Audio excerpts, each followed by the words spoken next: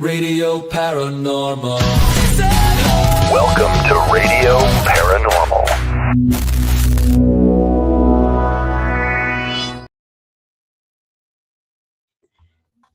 Hey, I told you I fixed the beginning. you did. I'm so happy. They worked so hard. I'm good for something. Sometimes. You are. Hey, look, we So got you- 4 people watching. We got 4 people. So all of the 4 people that are watching, buckle up. We're in a mood. It's a thing. Oh, I am iced in South Carolina, and I got nothing to do. But This. I mean, I've been straining bacon fat. So that's what I've been doing. Oh, but you were out delivering the other day, weren't you? I was doing some dashing of the doors to make a little extra money for the storm coming in. And if anybody out there is watching, if you guys DoorDash or whatever, jump in the comments, tell me the weirdest thing you've ever had to deliver. So I ended up driving 16 miles and made a decent amount of money to deliver a stress ball. That's all. Okay, so I looked up what that thing is. So to me, a stress ball is like a foam one. Right. Yeah, No, no. this is like changes colors and squishy. And apparently the kids cut it open and put it in microwaves and stuff. To do what? Eat it? I don't know, but there's a lawsuit right now because it blew up in the kid's face. I just say, like, that's just typical how I was brought up in Gen X. Like, if you blew up your microwave, you deserved it, and you're an idiot. Yeah. Yeah. Anyway, It's it's like the new Tide Pods. it's just weird. Like, and they sent me to CVS, which is a pharmacy, right, to go pick this up. So, y'all, if y'all are watching and you're dashing some doors, let me know some strange stuff. I got more to come, but no, DoorDash is completely shut down today. The whole area's shut down, and it's so bad here in the South that Waffle Houses are closing. You know, it's bad if a Waffle House closes in the South. The U.S. government actually uses the Waffle House Index to tell the National Weather Service and others how bad it is. So when Waffle Houses start closing, that means it's going to be terrible. So that being said, I have power for now. But at any point in this interview, if I just go, wah, we have no power. So, Good times. No, okay. Yeah. So I always judged Waffle Houses by their signs when I was traveling because I grew up north. We didn't have them, but when I traveled, we did. You know, I would run across them. So I feel like the more letters burnt out in their sign, the better the Waffle House gonna be. see, I just know that a Waffle House, depending on how many people have been shot, stabbed, or gotten into a fight at that Waffle House, then I know that that's a good one. That's a good one. Okay. And I will say, yes, I too have been shot at a Waffle House. So, No and way. it's delicious. Oh, yeah. I got shot at a couple times at Waffle Houses. So, anyway, that's what we're doing. We got a great guest though too. But before that, tell me about New Orleans and the ramp up of Mardi Gras. How's that going? Oh, good. Cold. We had our latest parade last night, Chewbacca's. Fun parade. It's all walking. It's one of the last in the quarter. Next week will be the last that goes in the quarter. The rest of them go to the traditional canal route that everyone thinks is one day, and it's like starts January 6th, folks. This year, Mardi Gras is generally a marathon, not a sprint, but this year it's a sprint. It's the 17th. So Chewbacca's is what I call the funnest nerd thing ever because it's all Star Wars and sci-fi. I'm good with all of the above. All of the above. And they get creative. I didn't go last night. I had to go talk to some dead people on a ghost hunt. Of course. So I did that instead. And that's not his thing. So he stayed home and did, I don't know, whatever Chris does when I'm not there. I don't even want to know some. He's doing Chris things. And before we talk about Chris, please like and share before we make fools of ourselves. You know what I think we should do? I think we should just jump into our guest because I have questions. He has answers. And you know what? He is a really good example of why we are putting on the Paracon, because he is going to be one of our speakers. He fits right into our main focus. We are trying not to be the traditional Paracon. We are trying to be educational focused. How can I be a better paranormal investigator? How can I find out if I have gifts? Where's some legit, accurate, safe outlets to learn things? And this guy is going to be talking about some of that stuff. So yeah, I'm excited. I need to learn. I've been in the paranormal 30 plus years, and guess what? I know enough about the paranormal that to know that I know nothing. Yeah. So Paracons like yours that are gonna, that are focused on learning is first of its kind that I've seen. Because there's so much to learn from so many people. But why don't we touch on some of the stuff with our guest? Would you like to interview? Of course you want to interview him because you're here. Would you like do the thing that you do? So we have Dr. Bill Slevin, who is a world-renowned paranormal investigator, parapsychologist, demonologist, educator, again, why we're bringing him on, author. He does have a new book coming out, so we're going to talk to him about that, with over 36 years of experience in uncovering the mysteries of the unknown. He has a PhD in parapsychology, hence the doctor, and metaphysical humanistic science. And he has led well over 1,000 residential investigations, specializing in hauntings and demonic cases that challenge hauntings, depending upon what part of the country you're from. I'm doing two languages at the same time. We're doing the Appalachian and the Minnesota and the New Orleans. Yeah. Okay. That are challenged even the most seasoned experts in teaching people how to fully understand evidence that they capture. So welcome, Dr. Bill Slevin, I hope. Hi. And there he is. Hey, how you doing? Good. Well, I was going to pull him up when you were done saying his full name, and then you slowed down, and then I second guessed myself. So, but anyway, you're here, doctor. Thank you so much. But first of all, since we do have a doctor here, I need you to look at this. I'm just kidding. Well, I want to bring this up first of all.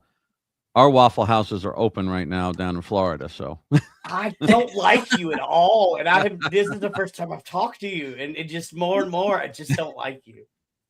No, they'll shoot at you here too. How are the signs? Do they have all the? It is so true. You get all of the BS and none of the weather down there in Florida. Yeah. I love it. So the reason why he brought that up, y'all, here in the South, Waffle Houses are closing down. We're lucky I got power going on. So the 24 y'all that are watching, and probably maybe more, if you're in the South, stay off the streets. I just need to do my PSA. Please stay off the streets. I've talked to a bunch of my friends in law enforcement, and it is nasty out there. So stay home and just watch us. Anyway, I needed to get that out because it's bad. It's bad out there. What about the Dollar Generals? Are they going to be open tomorrow? You know what? I'm going to call Tractor Supply tomorrow, and if they're not open, we're doomed. The end of the world as we know it. And I feel fine. Sorry, Phil, we get a little goofy. Nope. We got to save the F words for like the end, people that are in the chats. We like to cuss, but Facebook is weird, so we got to keep the F's for later. So I'm going to star what you just said, and we'll put it back up. Yeah, go later. You got to start. Also, it's a troll, and they're trolling. But I'm gonna tell you what, I'm gonna leave it in the comments because I think trolls are funny. You just don't get airtime. So anyway, so Dr. Bill, Those how are always you? good. I'm doing good. How are you? Good. So we just got up. Oh, there's my mom. Hi, Mom. hi, Mom. I had to put Mom up. Love you, Mom. Thank you. Oh, Okay, now let the show begin. yes. Wow. So, Dr. Bill, we're going to have you at New Orleans Paracon here, Yes. July 31st through August 2nd at the Astor Crown Plaza in the French Quarter. I want to know, we're so happy that you're a part of it, but what makes you excited about it? Well, first of all, I've never been to New Orleans, as crazy as that is. So I am Wow. excited to come to New Orleans. On top of it, like you said, this is something a little different. I've done conventions and I do schools and libraries and things like that, and it's very few conventions or paracons or anything really do a lot of educating. It's more that's my amazing manager. Oh, hey, Asia. It's more of, we're going up, we're talking about ourselves, we're talking about our cases, things we've done. It's not a lot of like workshops. There are some that have a very few. So I like the fact that I'm going to be there, actually educating people, because that's what I like to do. Most of my, when we do libraries and schools and things like that, it is more focused on the educational side of it. So I enjoy that. I'm looking forward. There's nothing about this that I'm not looking forward to. I know Chris has talked to you. Right? He's got some locations for you. He's excited to bring you to. Yes. And Dr. Bill, I'm excited too, because like you, I've never been to New Orleans either. So like, I don't know what to expect. I'm totally looking forward to that. That's going to be so much fun. So, but other than speaking and the fact that it's going to be an educational paracon, outside of that, what's the one New Orleans thing that you got to get right when you get there? Like mine's going to be beignets. That's, it's funny. I was just talking to my mother and she goes, you have to have those first thing. That's what she said. Well, I'll tell you what, let's you and me go get us some beignets when we get there. All right. Sounds good. And I've got the perfect beignet tasting route for the two of you. You go to Miss Loretta's Pralines in the French Market. You get some of her beignets. Then you go to the Icon Cafe du Monde. You get some of those beignets. They're different. The Ursuline nuns from Normandy, France, are the ones that brought the recipe over, just like the pralines. And Miss Loretta's is a little bit more of the French flaky pastry style, while Cafe du Monde is a little bit more of a southerny biscuit kind of. It's a little bit more dense. They're both kind of light. So locals are torn as to which is the one. Right. I'll give you another tip. It's when you're about to bite in, do not inhale. That's all I got to say. Well, as my favorite president once said, I never inhaled. What? Yeah. People wear that stuff. So what are you going to be talking about at the Paracon? So my classes, my workshop is going to be on how to properly conduct residential investigations. So it's po' boys too. Yeah. But yeah, I'm going to be explaining to people what the difference is when you're going on a real residential investigation, because a lot of people that just watch the paranormal shows and everything, they don't really get a full feel of that. It's very, very different from public investigating. And there's a lot of dangers in it. There's a lot of dangers for you, a lot of dangers for the client. So there's a lot of things that people don't understand. And I have 37 years now in the paranormal field, but I also have 33 years in the technology field. So I know how equipment works. I know what sets it off naturally. I know I'm an expert in CCTV cameras and everything. So I know what causes all the little things you see on the cameras that everybody thinks is something, sometimes it is. Right. Sometimes it is, but that's what I'm really looking forward to. And So false positives are a good thing to learn for investigators, because just like you'll say, I know a lot of people say, oh my God, it's a demon, and it's not, bad people die too. It's Yeah. like, oh, that's a spike in EMF, yet their phone's not on airplane mode and it's right there. Right. Or SLS Yep. cameras, you get outside with them, foliage, trees, umbrellas on patio tables. I've only had two captures on an SLS that really had me questioning. I've seen them actually pick up things from wallpaper patterns, the lines in the bricks on the wall. I mean, it's amazing because that's what it is programmed to do. It is programmed to scan and look for things that will imitate a person because it's looking for your arms and legs for gaming, So I've had two that are really, really interesting that I can't explain. Oh boy, I hope you get to go to the Andrew Jackson Hotel and meet Priest. Well, All right. I work he a does lot the with, wild stuff. I work a lot with ITC. I work with Supernatural Inc. I don't know if you know my best friend KD Stafford. He makes the ink boxes. He's been on Ghost of Devil's Perch. Where's my ink box? Goes to Morgan City. He makes the ink boxes. Okay. But we work with a lot of ITC, and you know what? It's true, because there's a ton of false positives. Like there's not a lot on an ink box or a reverse sweep box or what have you that catches me off guard because I work with it all the time. But there's things that you're going to pick up that, the person that just got this box has no knowledge of it. They're going to pick up every single full sentence and think it's something. So, and there's not a lot of explaining of how to debunk. Everybody wants evidence. This is what it is. But what happened to the good old debunking? And, I think that's what you're going to bring a lot to the table. I'm excited to learn from you. Yeah, it's one of those things where, you watch TV and you watch all the shows. And look, I love the shows. I've been on some of the stuff, but you have to understand there's a difference a little bit between paranormal and paranormal entertainment.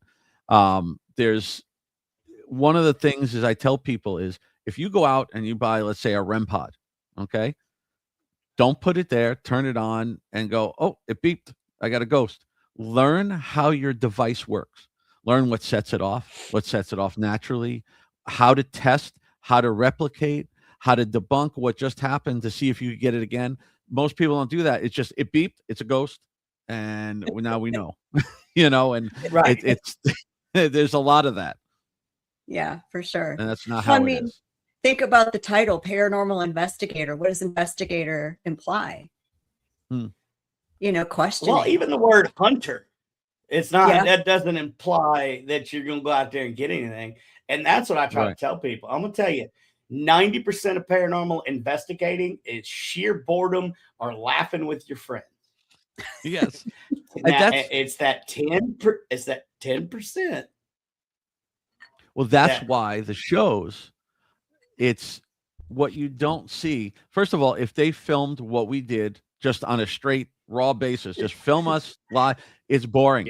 It's very boring. It is. Sometimes you can go 10, 12 hours and get nothing.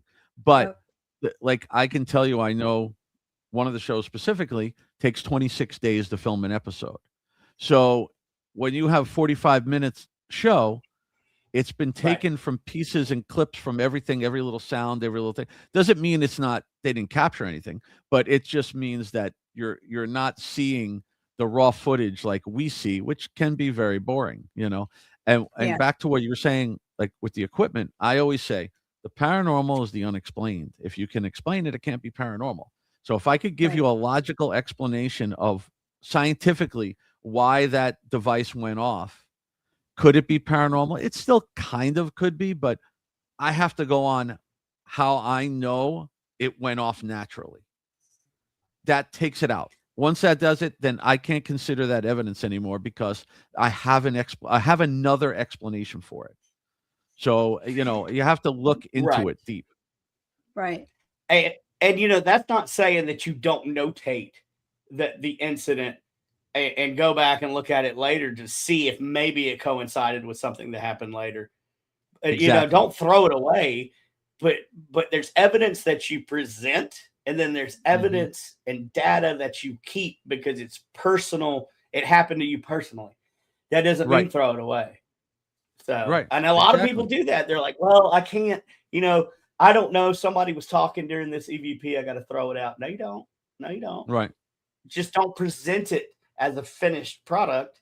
Go back and listen, Right. Like people don't realize that if they're doing an EVP session and somebody coughs or somebody, makes a noise, just go, John coughed and just keep going. So you'll remember when you hear it. Because if not, they're all going to be like, what was that? Did you hear that? And they'll forget that John coughed. Shuffled feet or adjusted in.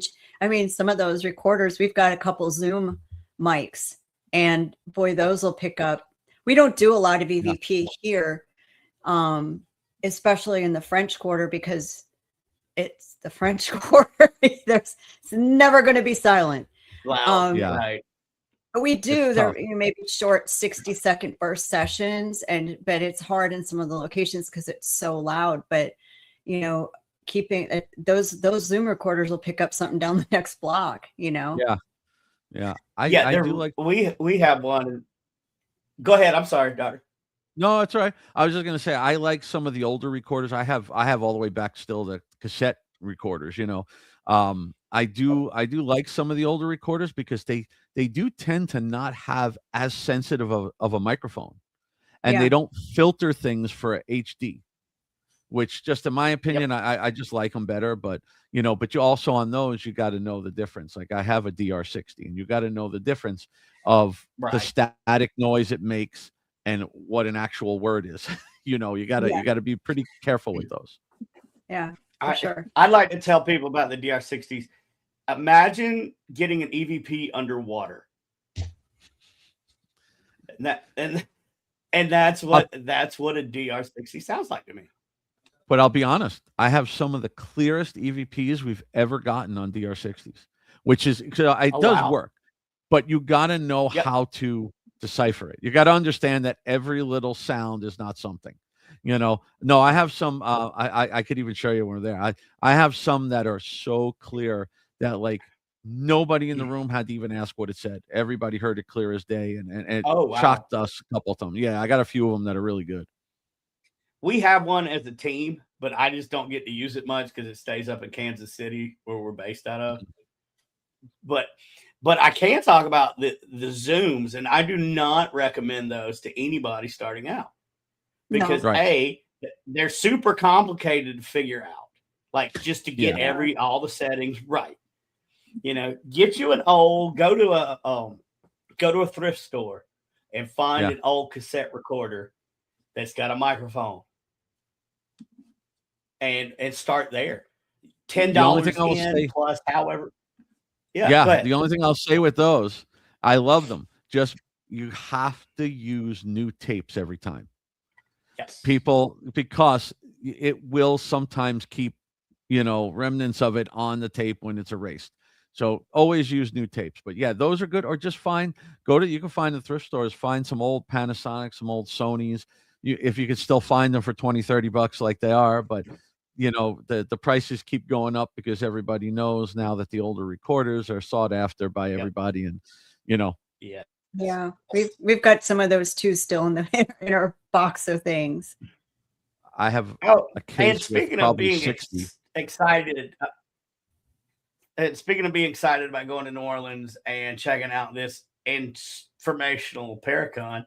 For those of you that are watching via something other than your phone, that little QR code, wrong way, that little QR code right there, scan it. It will take you to the New Orleans Paracon, the first ever in the French Quarter, New Orleans Paracon.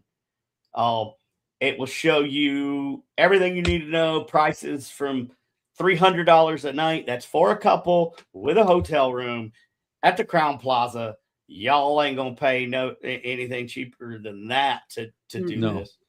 But yeah, just scan that. That'll take you to the code. Running at the bottom is www.neworleansparacon.com. Check it out there. And then we'll talk about our packages here in a little bit. And now back to the show. I put the link in the comments too. Okay, good. So, sorry, I was like, I need to pay bills. You're also, I assume, you're also going to be at your booth at the Paracon. You're going to have your new book there for people Yes. to have access to.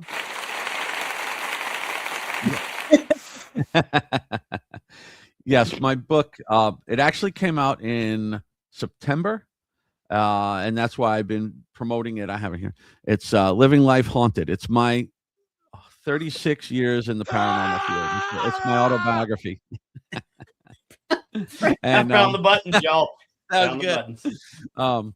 And it's something that I was working on for 3 years. And it was because I went back and forth and I go, everything I've done in this field, everything I've been part of, what do you put in? What don't you put in? You know, I didn't want to make it just a book of cases. I wanted somebody, when they read it, to understand what it's like to do what I do. And it kind of has a lot of personal stuff. It has cases. It has things you don't see on TV, like what we deal with outside of the case, when things follow us home, when we get attached to a case, when there's so many different things, you know, that I wanted everybody to understand a little bit of everything. And it's a big book. It's 364 pages. Oh, It's wow. not a small book. And it's been, you know, I've gotten a lot of great reviews on it so far, and I'm real happy with it. So how often did you have to get cleared off? You a lot. I mean, I've had, Right. I haven't had a lot of full-on attachments. I've had a good handful of them.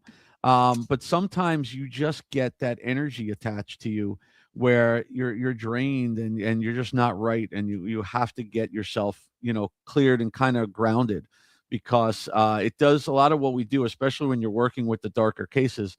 It does, you know, attach to you. It does come at you, and it will go through. It's like people don't understand that demonic stuff. Sorry. No, it's all good. I like it.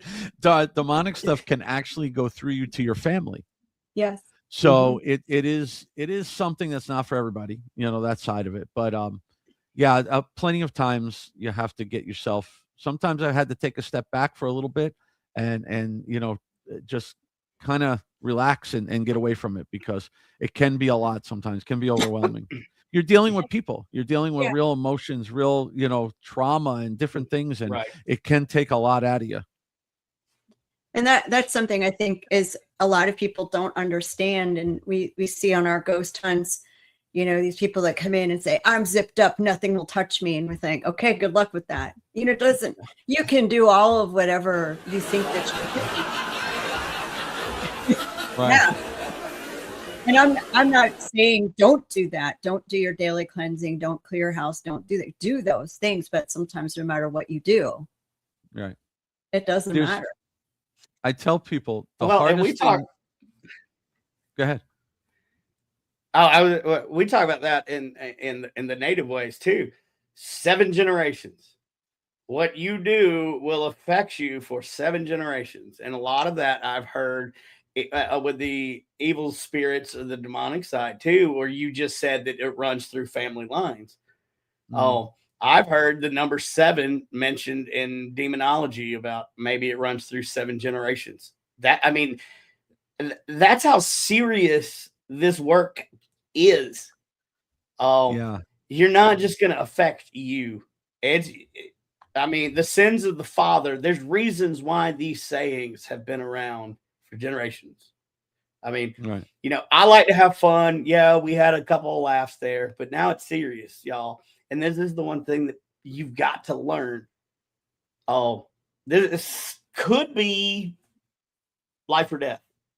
And I'm sure, Dr. Bill, you've got cases that you've seen that are like that. And I don't want to scare people, but I want to scare people enough to where you need to go to the right people to get information and learn. But that being said, also do your due diligence. Not everybody out here is going to give you the right information.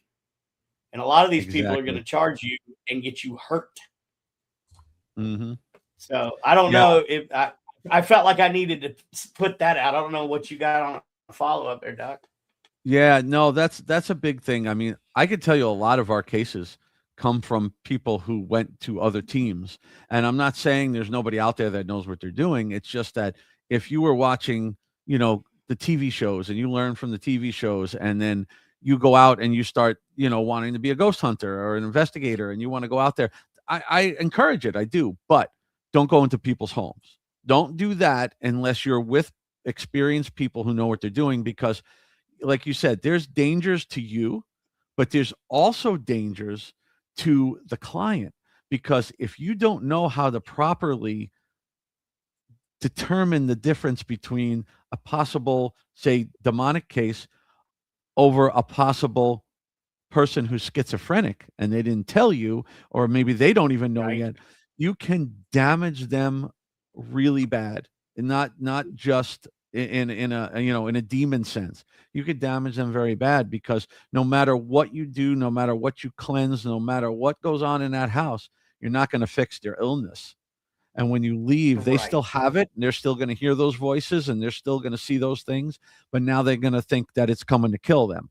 And you could get them, they could harm themselves. It is a dangerous thing. Like, I've been an IT director for 33 years, but the last 12 and a half years, it was at a psychiatric facility. So I've learned a lot about psychiatric illness. I learned a lot about, everything to do with addiction and illness and all that it helps. My team is very well versed in many different things. I have a fully licensed psychologist on my team. I have a Peruvian trained shaman. We have so many different people on our team, and my team is all spread out. We're a nonprofit. We don't charge for anything we do. And we're spread out between Florida, Georgia, Nebraska, Indiana, UK, Italy, and Greece. So we have people all over the place. And we try to educate other people, not just, regular people who want to learn. We want to educate people that are coming into this field to learn and try to bring back a little more of the research, because we've gone too far off to the clicks and not so much to the research. And it's Right. not, it's yes. I like the entertainment side of it, but it's not advancing the field anymore, because it's too many people just doing it for money and likes and things, and not looking. They don't want the true evidence. They just want something they can show to glorify it, Mhm. So Right. that's the problem. It is. Or something that they can use to put the word demon in their YouTube so the algorithm picks them up. Right. Yeah. Let me tell you, I say this all the time. Anybody, I don't care who they are. I know some people might say something to me. I don't care who they are. If they say they're not scared from either a demonic case they're on or a demonic case they're going into, then they have no idea what a demonic case is, because they are rare, but they are frightening, and you don't know what's going to happen. And it's very, very different than anything you've ever seen. And, so yeah, anybody who says, oh yeah, we had a, like if you look at a YouTube thing and we're like, oh yeah, we're in a demonic case tonight, and they were laughing. No, they weren't. Yeah, no, you're not. No, If the camera work is steady, no, it's not. we don't Is go. what I'm saying, like, Yeah, we don't go running out and screaming, but I was on 7 confirmed demonic cases, and every one of them was the most frightening things I've ever been part of in my life. I will never forget them. They will haunt me forever. And those where I was scared. There's no other way around it. You have to try to contain it You do. and keep your faith over it, but they're frightening. I always say you have to be like that ER doctor that's got a bad case. You gotta just get done what you need done, and then you can react and be scared. You can let the rest of that out later. Right. and let me give a shout out to this one person, Frenchie. If that's KD's buddy, Frenchie, what's up, man? So if that's him and KD, if that's the right same Frenchie, they served together in the Army, and like KD and I were doing a show, and out of nowhere, dude pops up, and then they reconnected. So that was really cool. So thank you for watching, bro. Oh, cool. I hope you're good. Sorry, what I was gonna say is I use my military training a lot because I have been super terrified in some evil cases. Like, but you have to sit there. This is what I'm supposed to do. I'm a shaman with the Eastern Band, medicine man with the Eastern Band of Cherokee Nation. I'm trained to do it, but that doesn't mean that I'm not still a human. Yeah. Like, no, you're going to be scared. I don't care who you are, what you've been through, what you've done. Once true evil has touched you, you're never the same. Yeah. No. I get, as a demonologist, I get called in to assess cases by other teams, by different things. And, those calls come in and I'm just like, oh, crap. But I do it because I want to help people. I mean, that's why I say for me, it was like a calling because, my first ever residential case turned out to be a rare demonic case where most people would have run for their lives and never done this again. And I always say this, every one of the 7 teams that had these cases that I was called into for those demonic cases, every one of those teams retired, never did it again after that case. Yep. They were every person on that team never did it again. They were too freaked out. I think we've kind of covered the basis for those guys and gals that are just entry level coming in. So let's take it up to the intermediate. So I have an intermediate question. Sure. What are your number 2 go-to protections in your go bag? Your 2 spiritual protections. Well, I have first is my prayer that we say when I go in. To me, okay. That's the faith for me, it doesn't matter what religion you are or whatever. For me, I was raised Catholic, I'm Catholic. That is what protects me. Past that, I have a little pouch that I bring with me that has my grandmother's cross in it that she used to wear all the time. I keep that on me because I believe she is my guardian. I have a whole chapter on her in the book. I also have a cool little thing in there too that was added a few years back when I was part of the Warren Legacy Foundation. Chris McKennell, their grandson, he gave me a Virgin Mary medal that was Lorraine Warren's. So I have that with me. Okay. And then everything else that I have on me is blessed. Those are the main things though. I never go anywhere without those 2. And it kind of sounds like, and here's where we can merge cultures, right? It just sounds like you're carrying a really large medicine bag. Yeah. I mean, to me, from my point of view, everything that you're carrying has intent and strong memories to you, right, for protection. And that's the same thing. Like I carry my medicine bag. I've got a cross from my great grandmother in there, and some other things. So, I mean, it just sounded similar to me when you explained it. So right, I have my my rosary from my did communion, my first communion. Oh wow! So pretty powerful things to you that you can use. Right. I like that. Okay, that makes sense. I got some holy water from the Vatican when I was there a few years ago. Oh wow! Okay, so that just surpassed intermediate, and we just went to to the conclaves. But yes, you too can order this Vatican water. I will have it shipped to you for only $99.95. Right? Yeah, and a free jar of beef tallow. And yes, I do make my own beef tallow. So in case, and a Mardi Gras baby. Bill, pull us back. And a Mardi Gras, eat the baby, Bill. That's something we got to do, Dr. Bill. We got to learn about the king cake, and apparently you don't eat the baby in the cake. I've been told. So that's something that we'll have to watch out for. I'll make sure you don't eat a baby, and then I won't eat a baby, and we'll be good. I'm saving the babies from our king cakes for you. Yeah. So somebody pull us back here. It's gone off the rails. Hey, Joanne.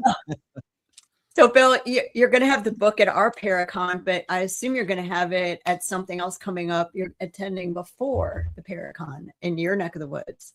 Yeah, I have a few things. I mean, there's a bunch that haven't been, you know, confirmed yet, but March 14th, I have Sunrise Comic Con, which is a 1-day Comic Con down here in Sunrise, Florida. It's a great little Comic Con. I mean, it's put on by the city. It's in the they give me what I love about it is my panel is in the theater. So it's in the Sunrise Civic Center, and the theater, they actually do full plays in there. So it's a 2-level theater. And when I go up and I do my presentation, they pull the screen down and it's from the ceiling to the floor on the stage. It's like a 120-foot screen. It's pretty cool. Wow. So it's a Oh, fun, yeah, it's wow. a fun, it's a great Paracon. I mean, a Comic Con, and it's a lot of fun there. And then, I mean, I don't know if I could officially say it, but I will see everybody at MegaCon the week after that. I just don't know all the details of it yet. But I've been part of MegaCon for the past 5 or 6 years, and that is a great thing. It's 4 days. It's like 200,000 people. It's I do. Oh, wow. Yeah, it's the biggest thing I've ever been part of. It is insane. I usually do about 5 or 6 panels throughout the weekend. All different types of things. Some of my team is there, and it's a lot of fun. I mean, it's overwhelming. You got to plan, like you need a good 30-40 minutes to get from the booth to the panel room through the people Wow. and upstairs. Yeah. Oh, It's yeah. it's a lot. It's a lot. When I come home from there, usually I don't want to talk about ghosts for a while. Right. You don't want but, to talk about anything to anybody for a while. Yeah. Oh, also, I don't even know if you know about this, but I do have another book there that I haven't even advertised. It's a paranormal journal and case log. So what I did was Ooh. I took the papers that we use during an actual investigation, and we put them in here so that you can log your ghost hunter, your investigation the way we do it. And there's enough in here for 10 separate cases. So funny that you pulled that up, because right before we went off the rails, I actually had in my notes to ask you if you had a written down questionnaire that you put out with the mental health questions and all that, which would be very helpful to newcomers. And oh, look, there it is. Right. Well, we do have that. That's not in there. This is more geared for people it can be used in residentials. It's residential and public. We wanted to make it generalized so that people could use it on ghost hunts and ghost tours and things like that. But Got it. I let anybody know if you want to contact me. I do have the things we use for the type of questions we ask. I have no problem sharing that with people because we want you to learn. You know, it's very important. Like, we ask a lot of our clients for medical evaluations, psychological evaluations. If we think it's something going that way, we need to clear it so that we know. It's hard to get people to understand that, because they think if they tell us they have an illness, or we look into it and find out they have an illness, that we're going to go, well, there's your problem. And that's not always the case. I mean, we need to know that so we know what we're looking for. If you don't tell us. Yeah. Let me ask you this, because, okay, now we're just going to jump to expert level because this question popped up. So how do you get around HIPAA? Because I have run into some cases where the family members are screaming HIPAA, and that there's nothing I can do. Well, HIPAA is different because I worked in a psychiatric facility. So HIPAA is to protect. Once we know your info, we can't share it with people. We can't force them to give it to us. We can only ask. If they don't tell us, they don't tell us. But we also have, like, one of the things we do before we ever get on a call with a client, like an actual Zoom call to meet them, and they have about 5 or 6 documents they have to sign. There's confidentiality agreements, there's non-disclosures, there's stuff in there that covers HIPAA and everything you can think of, because people have to understand it's also, you got to cover yourself, because everybody is sue happy. If you have to be very cautious on what you say.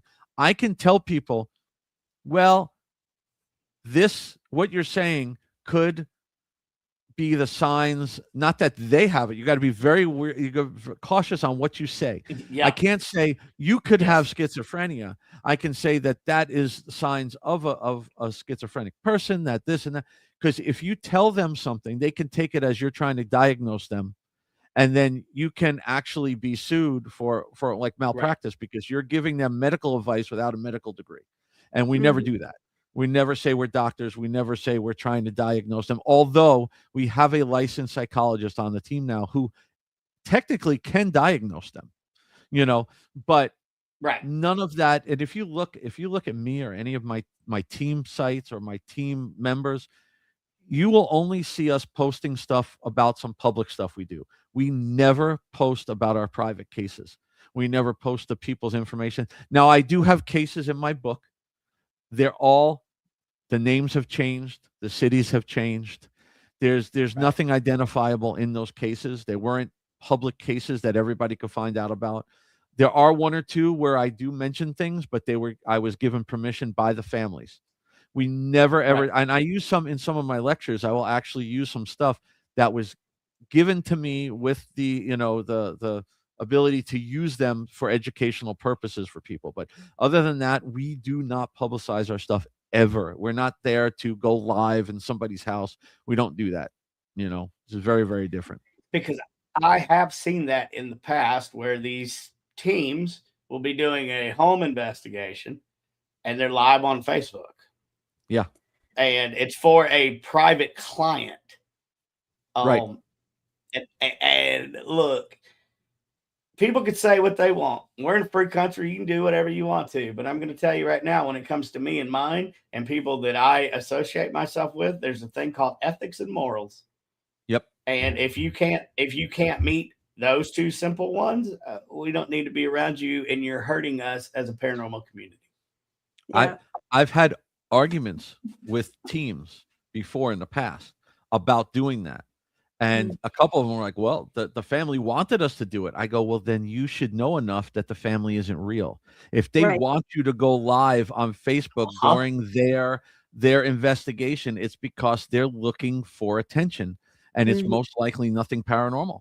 I mean, it could be, but most likely they're just looking for attention. I've gone on cases where we get there and we're interviewing the family, and next thing you know, like 7 people show up at the door, all their friends, thinking it's like a big party, and either they leave or we go. We're not there for the entertainment part of it. Yeah, we've had some people call us to take private cases. One person not too long ago, we said, okay, great. And, the case involved kids. So we're like, okay, definitely show us what you've been seeing. And the video they sent to us was a copy of what they posted on social media of what was happening to their kids. And I don't want to go into exactly what it was, but we said no. Yeah. No. Yeah. That's the thing. I don't like to ever turn people down, but if we think they're just wasting our time, look, everybody on my team are volunteers. Our time is valuable, and we want to help everybody. And we're there to help you, whether it's paranormal or not. But we don't want to have, you wasting our time. If you think we're going to come over and it's going to be like Ghostbusters and everybody's going to come over there, it's not what it is. And we don't like to get involved in all that. I mean, it just wastes everybody's time. It does, for sure. It's the wrong motivation. Well, let me jump in here and paste some PTF and Supernatural Ink bills real quick, and then we will coast the rest of the way. So, Paranormal Task Force, we're out of the Midwest. We do a bunch of cool investigations. We're an event company. We've got upcoming, we've got Pythian Castle that we will be doing. Tickets, I believe, are still available. We've got the old cow town in Kansas. We've got the Kansas Aviation Museum coming up. We've got Haunt the Town, where we're doing like 5 different buildings in the town of Potosi. But you can find all of that cool stuff at www.paranormaltaskforce.com. Yeah, I'm done. All right. Moving on. Moving on. Moving on. So, and don't forget about our Paracon coming up. We'll pay that bill too. I think you could see Dr. Bill Slevin there and a host of other speakers. It's so interesting to me how much what you said is quite an echo by some of the same things John Zaffis said last week, as far as, hey, if don't do this for entertainment. There's no TV shows for you. They're all dead, Right. learn something. Just because you sit and like our voodoo panel doesn't mean you're practicing voodoo or you're going against your own faith. You're learning. Right. Even Catholic priests learn about other religions. Right. They do. I've been learning all of these years, like Brandon, like you were saying at the beginning, I've been doing this 37 years now, and I know a fraction of anything out there. I have a lot of knowledge from what I do and from my other experiences and stuff, but we just don't know everything. We don't know nearly everything. I have books and shelves of books. I will read almost every book I could find on stuff. And I laugh at people. A lot of people ask me at times, like, oh, what's the best books to learn to do this and do that? I say, read everything you can, because every book, whether good or bad, is going to have something in it you've never thought of or never heard of, or something that may make you go down a rabbit hole with that. I have Ghost Hunting for Dummies from Zach Bagans, and it's actually it's an actually entertaining book. People would be surprised. The stuff that's in that book is not really what you see on his show. It's actually more real, like stuff I'm talking about. So there's stuff in there. There's stuff in every book and everything that you can do. Talk to people who've been doing this a long time. People like us who've been doing this since before the reality TV shows, because we learned a different way. We learned old school techniques, hanging a bell on a cabinet door, using flour, using, things that you would never know nowadays. Uh-oh. Breaking news. What? Breaking news, Brandon. I don't know. Learn something, people. I figured I thought it was breaking news. Right? Don't give me access to things and buttons. I mean, but what you're saying is right. Like my library, I've got everything from the Kabbalion and the Necronomicon to Native American herbal books. Yeah. Yeah. I have probably 400 books on it's Audible. Yeah. And I haven't even thought about Audible, but this, it doesn't matter if somebody has written it, even if it's a small time author that you see at the con. And they took time to write it, and you're interested in what they're interested about, buy the book from them. Yeah. The biggest thing is to support. Like, okay, great segue. Where can people directly buy the book from you? Because I know it's on Amazon and all that, but Amazon does not pay their people. And I do not support Amazon. It's I have them at the shows I do. Probably within the next week. Hopefully by next weekend, I will have it off of my website, billslevin.com. I'll have it up there that you can buy autographed copies. And at any events I do, I always have them with me now, both books. And another big thing that's important to people, if you buy the book, whether it's from Amazon or you meet me at a location or any author out there, leave reviews. Go to Amazon and leave a review. It is the biggest thing that helps us. And it doesn't matter that you don't say verified buyer. Just put that you met me at a convention and bought it directly from me, so that they know you're not just a bot, but those things are really, really important to authors. Yeah. Plus, we want to know your feedback. I want to hear it, whether it was good or bad. I'm not going to go knock you off if you say it was horrible.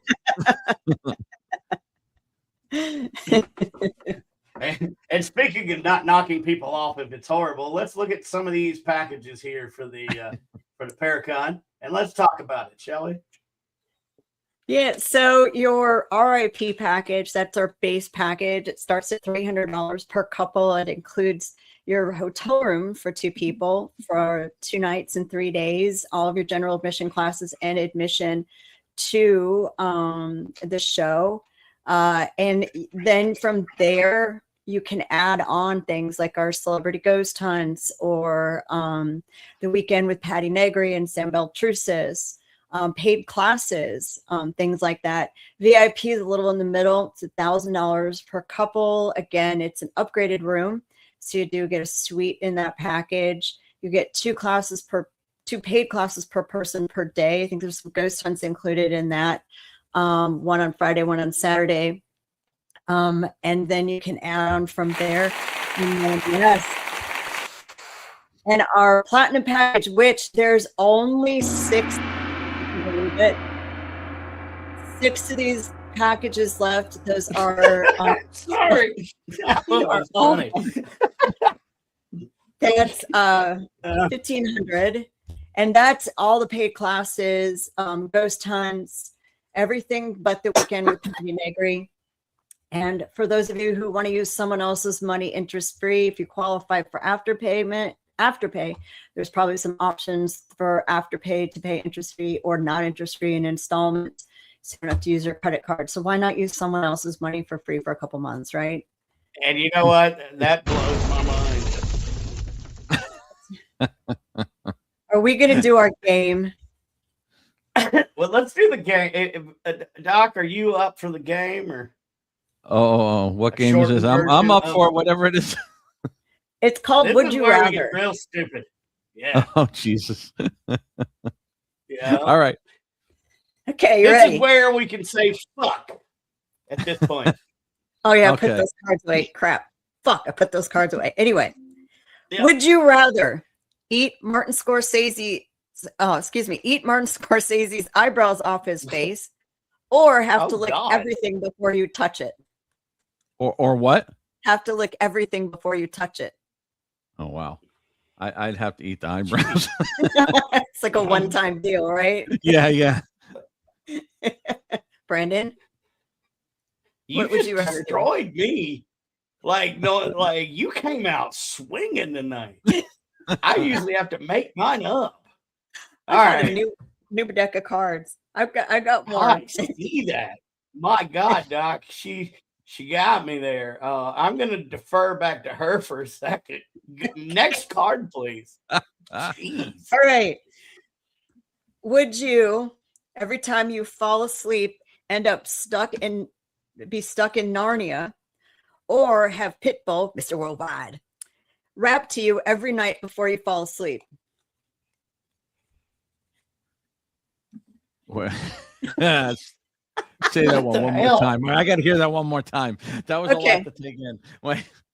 Would you rather every time you fell asleep, you ended up being stuck in Narnia, The Lion, the Witch, and the Wardrobe book, Okay. or have Pitbull rap to you every night until you fall asleep? Oh, I had Pitbull. Fireball. Yeah, I think so. I don't think I want to be in Narnia every night. It's cold in Narnia, and there's like half breeds in Narnia. That's the wrong word. Jeez. All right. Good thing it's So a show. I finally figured mine out. So it's going to be a really good would you rather.